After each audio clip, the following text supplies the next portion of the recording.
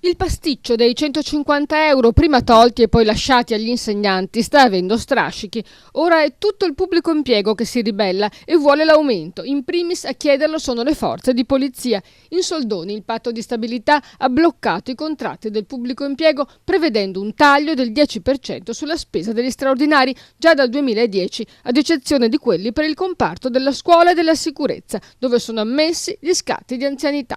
I sindacati di polizia sono insorti. Felice Romano, segretario generale del SIULP, ha dichiarato di essere felicissimo per gli insegnanti, ma arrabbiato per la polizia e sostiene di considerare quello della scuola un risultato apripista. C'è poi il timore che i 150 euro vengano prelevati da altri ministeri anziché da quello della pubblica istruzione e questo scatenerebbe la rivolta. Le idee su dove prelevare il denaro per i nuovi aumenti per il pubblico impiego a costo di essere monotoni sono sempre le stesse. I sindacati di polizia chiedono il taglio delle auto blu. Continuano, dicono, ad essere assegnate senza ritegno a Roma e il loro numero e l'entità della spesa è ben noto alle forze dell'ordine, dato che devono fornire le scorte. I paparazzi hanno pizzicato la Brambilla a Milano mentre faceva shopping e quando non era più ministro, con l'auto blu fuori dal negozio, e non è un caso isolato. Se non lo sanno loro,